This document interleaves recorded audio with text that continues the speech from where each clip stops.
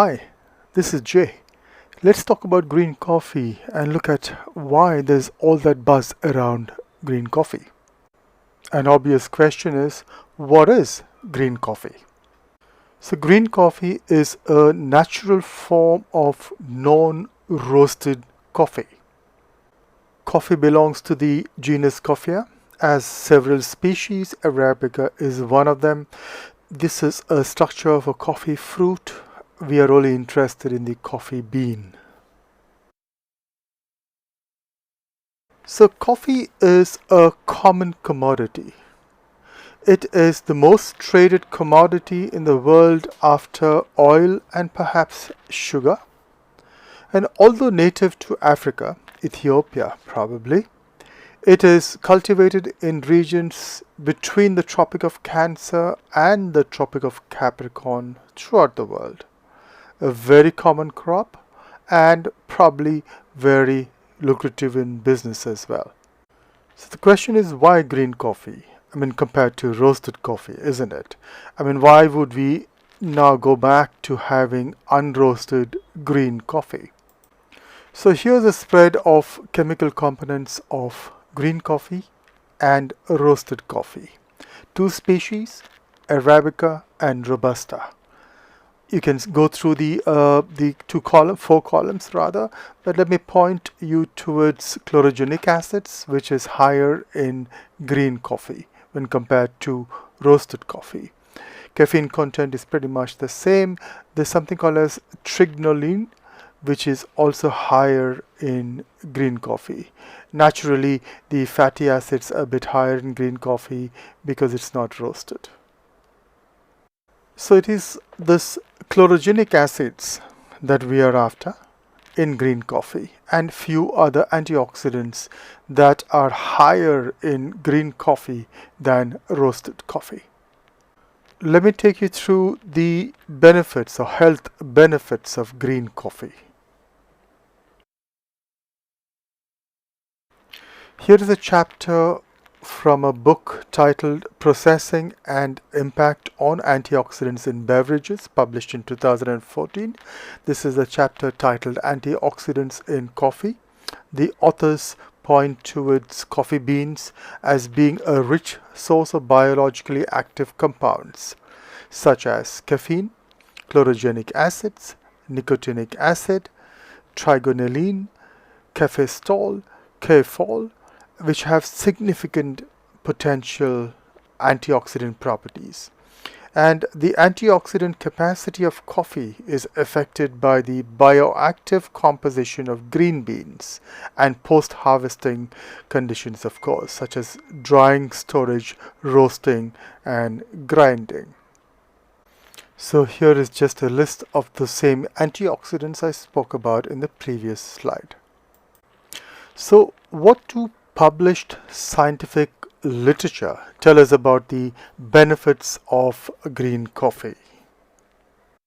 Let's look at the antihypertensive health benefits first. Antihypertensives means something that reduces blood pressure when blood pressure is increased because of various medical or stress conditions. So here is a publication, Antihypertensive Effects and Mechanisms of Chlorogenic Acids, that coffee has, and this publication was published in Hypertensive Research in 2011. The authors mentioned two publications. One is a randomized double-blind placebo-controlled trial with 117 patients, and the patients had mild hypertension. And what they found out is that coffee consumption reduced blood pressure and in a dose-dependent manner. Another publication, also a double-blind placebo-controlled clinical trial, where green coffee was given to patients, which also reduced blood pressure over a certain period of time, I think 12 weeks. What about cancer? Does coffee have health benefits towards cancer? Cancer being the most pervasive medical challenge that we have, causing deaths all around the world. Here is a table from a publication titled Coffee Health Effects from the Encyclopedia of Food and Health. the table titled Coffee Influence on Cancer Development. They go through the different cancers. So coffee consumption has an inverse association with breast cancer, in particular among premenopausal women. That means more coffee consumption, less breast cancer. What about coffee and colorectal cancer? Coffee is a protective factor against colorectal cancer, the authors say. This action is due to the presence of the antioxidants, caffeine and caveol, that regulate the excretion of bile acids and neutral sterols into the colon.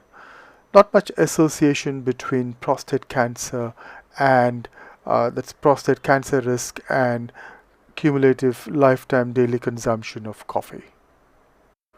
Ovarian cancer, no association between coffee and ovarian cancer was found. However, some studies showed a modest inverse relationship between caffeine and ovarian cancer. And this effect is probably related to caffeine modulation of estrogen levels in the circulation. Pancreatic cancer. There is no association between coffee and pancreatic cancer. A reduced risk was apparent among men who drank at least 3 cups of coffee per day. Liver cancer. Coffee consumption appears to reduce the risk of liver cancer. Probably coffee phenols may maintain a relatively low iron status and therefore reduce the risk of liver injury. Kidney cancer. Coffee consumption is associated but not significantly with a lower risk of kidney cancer. This action probably is due to the fact that caffeine has a diuretic effect by blocking antidiuretic hormone, that is basically increase urine output, and antioxidant compounds that reduce oxidative damage to DNA, proteins and other molecules. Moreover, coffee consumption may reduce the risk of kidney cancer by improving insulin sensitivity. What about the health benefits of coffee on liver disease? Liver disease is becoming more and more common.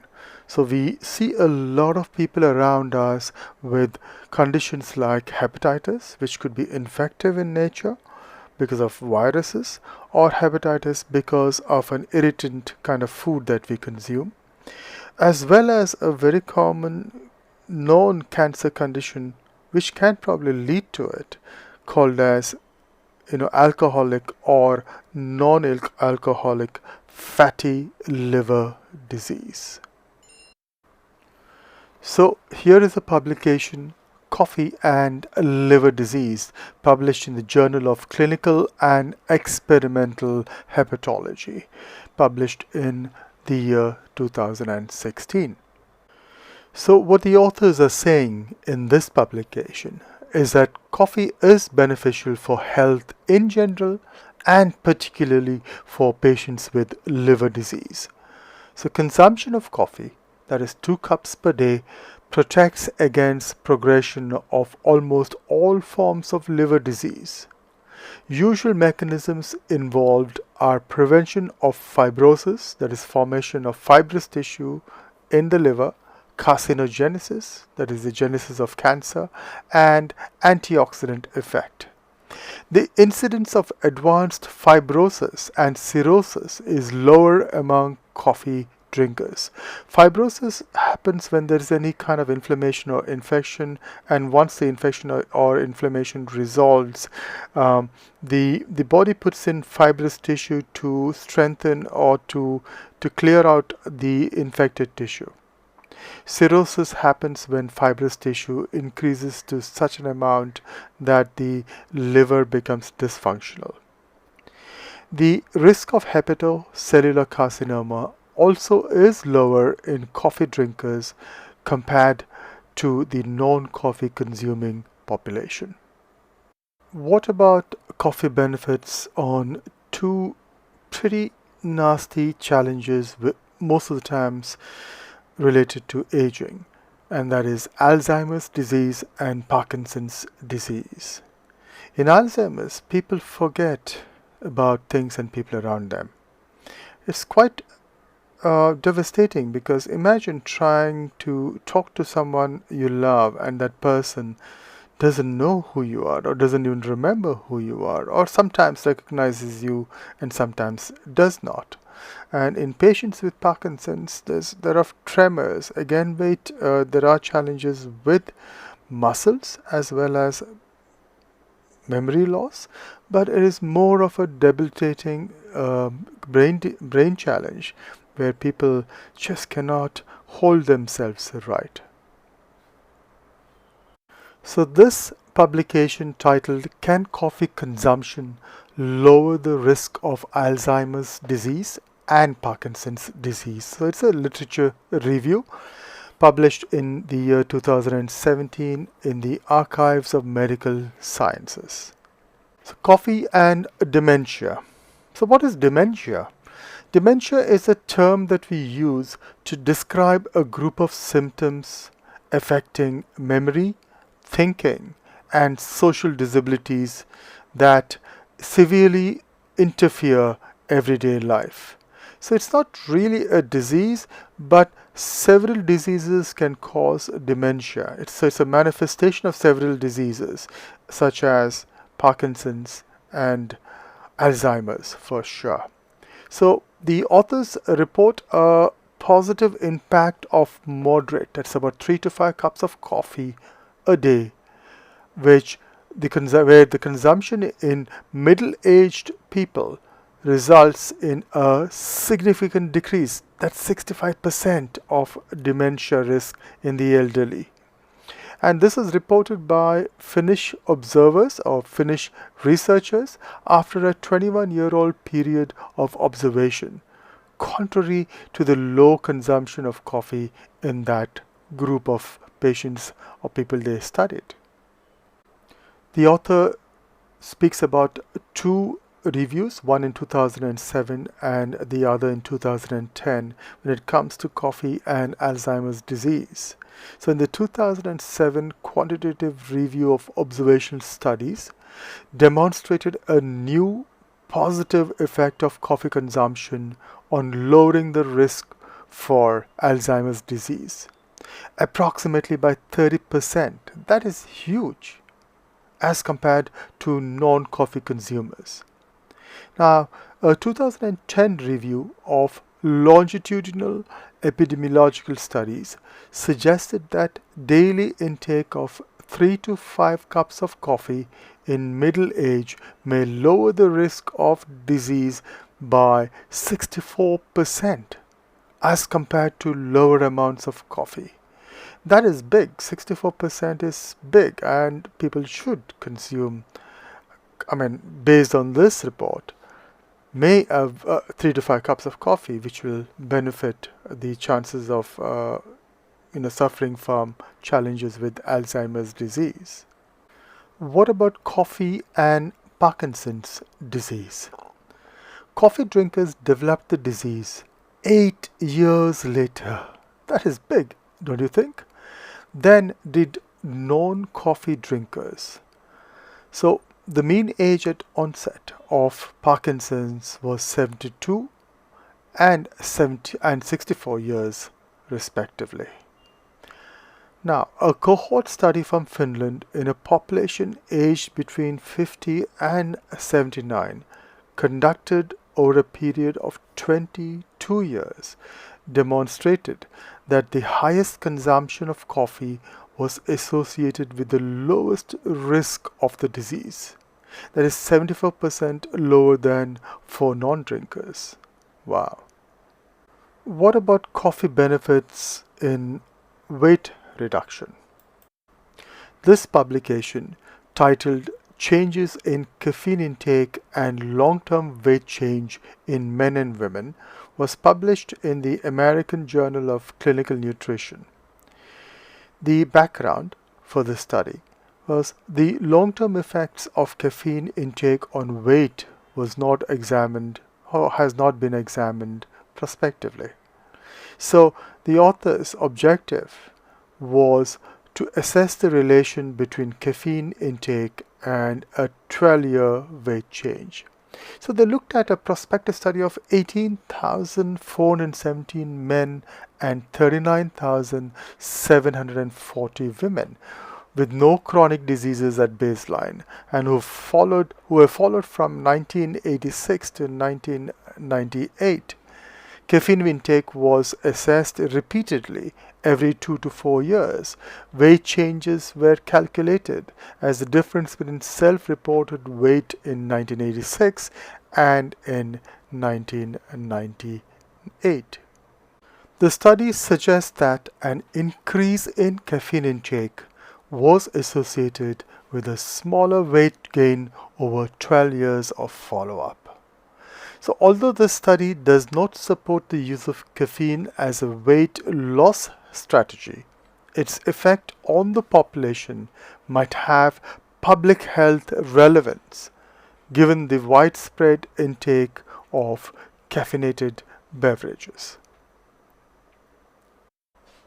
What about a reduction in body fat, which seems to be a big problem these days with increased fat content and fat percentage in a lot of people?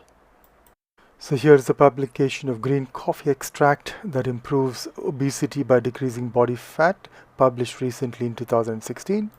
The image speaks 1,000 words. The mouse on the left is a normal mouse. The one in the center has got more fat with more red color and yellow colored tissue. That is represented by medium density and high density fat. And the mouse on the right has lesser of what the mouse in the center has, because the mouse on the right has been fed green coffee. So what are the take-home messages? So coffee has excellent health benefits. It's a brilliant antioxidant, has anti-cancer benefits, works well on hypertension and improves cardiac health, has metabolic advantages or helps with metabolic challenges, helps with patients with diabetes and patients with weight challenges, obesity. Also helps with patients who have brain health challenges or brain diseases such as Alzheimer's disease and Parkinson's disease.